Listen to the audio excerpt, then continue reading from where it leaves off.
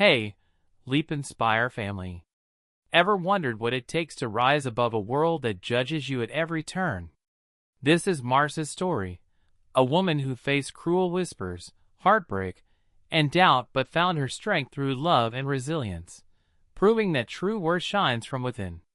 Marci stepped into the gleaming lobby of Beaumont Corporation, her oversized white dress swaying, thick-rimmed glasses perched on her nose, and untamed curly hair framing her face.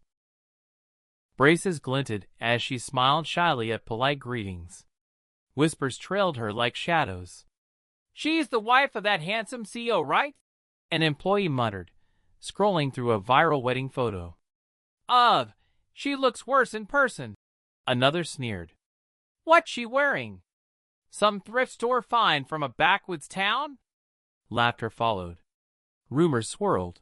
Samuel Sanders, the polished CEO of a top-tier corporation, had married a small-town girl. To onlookers, it was unthinkable. They stared, some snapping discreet photos, treating Marci like a spectacle. Her steps grew heavy under their gazes, each cruel murmur cutting like a blade, but she clutched her bag, forcing a faint smile to mask the ache in her chest. "Ma'am Marci, Mr. Sanders is expecting you," the receptionist said kindly.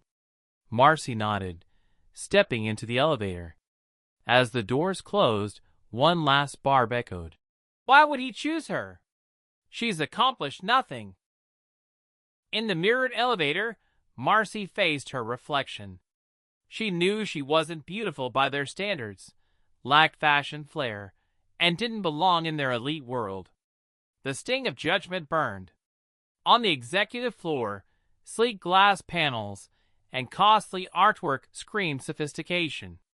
Samuel's stunning secretary, Mia, greeted her warmly. "Good morning, Mrs. Sanders. He's in a meeting, but please wait in his office." The space exuded power, charcoal tones, warm wood, and the rich scent of cologne. Marci spotted a framed wedding photo on Samuel's desk. He looked sharp in his tuxedo. She looked terrified in her simple gown. Their marriage, born of family ties and corporate deals, wasn't rooted in love, yet Samuel displayed the photo proudly. Warmth stirred in her heart.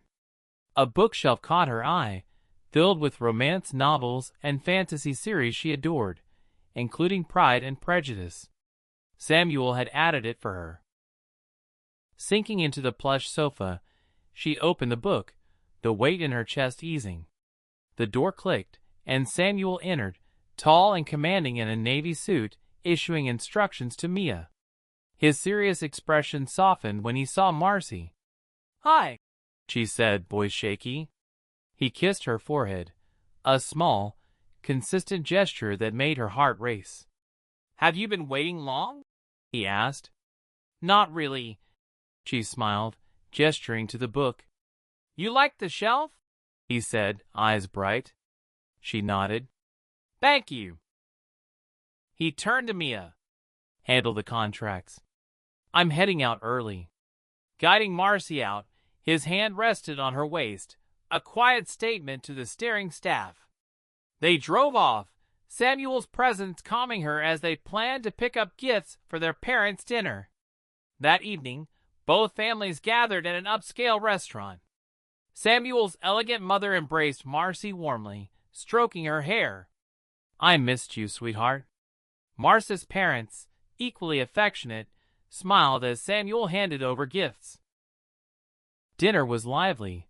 Roast duck, filet mignon, and laughter-filled stories. Samuel's parents spoke of mentoring youth in Colorado, while Marci's father shared plans for a new plant in Georgia. Talk turned to their approaching anniversary. "Any plans?" Marci's father asked. Samuel grinned. "It's a surprise." When her mother teased about grandchildren, Marci blushed, and Samuel said gently, "When Marci's ready." His hand held hers under the table, a steady anchor. Despite their arranged marriage, Samuel's kindness made Marci fall for him daily. That morning, he'd cooked her favorite breakfast, fried rice, bacon, pancakes, leaving a note, Don't skip breakfast. See you later. These acts deepened her love. Days later, alone at home, Marci swam in their pool, her porcelain skin glowing in a simple swimsuit. Unseen, Samuel watched, his expression unreadable. As she emerged, slipping on wet tiles, he caught her, his warmth startling her. "Careful," he whispered, holding her close. Her heart pounded, not just from the fall. "I'll go change," she stammered, retreating to a cold shower to calm her pulse. Later, in the living room, Samuel sat with his iPad, smiling as she joined him. "I plan to be home today," he said. "It's been too long since I spent a full day with you." Her smile grew. His presence felt like a gift. Over lunch, he declared, "I'm setting aside one day a week for us." Marci's heart swelled, his commitment weaving them closer. But the world wasn't kind. Sophia sent Marci a link to a vicious article. Successful CEO Samuel Sanders marries an ordinary woman. A downgrade, say netizens. Comments mocked her as a maid and ugly. Marci's smile faded, the words slicing deep. Sophia urged her to tell Samuel, but Marci refused, not wanting to burden him. "I just want peace," she whispered. Meanwhile, Samuel, in his office, learned of the articles from Mia. His jaw clenched as he read. CEO Samuel Sanders ties the knot with a nobody. Fury surged. "Take it down," he ordered. "File harassment charges. No one humiliates my wife." He vowed to shield Marci, unaware she'd seen the venom. At a Sunday church service, they sat hand in hand. The priest's words on love as a daily choice resonated. Samuel's grip tightened, affirming the sermon.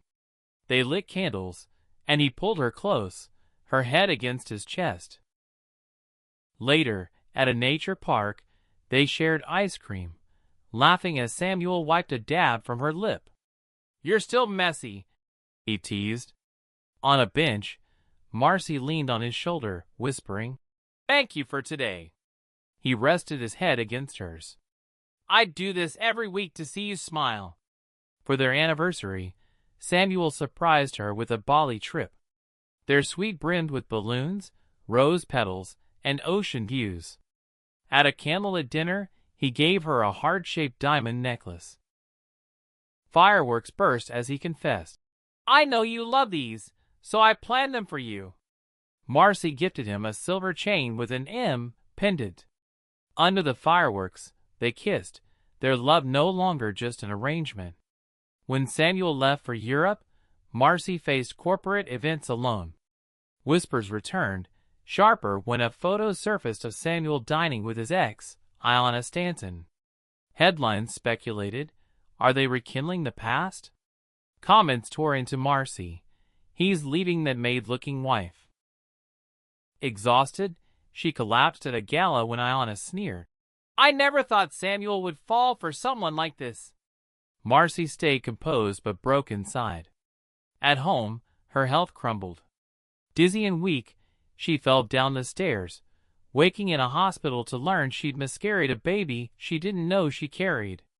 Samuel rushed back, guilt-ridden, holding her hand. "It's not your fault," he whispered as she sobbed.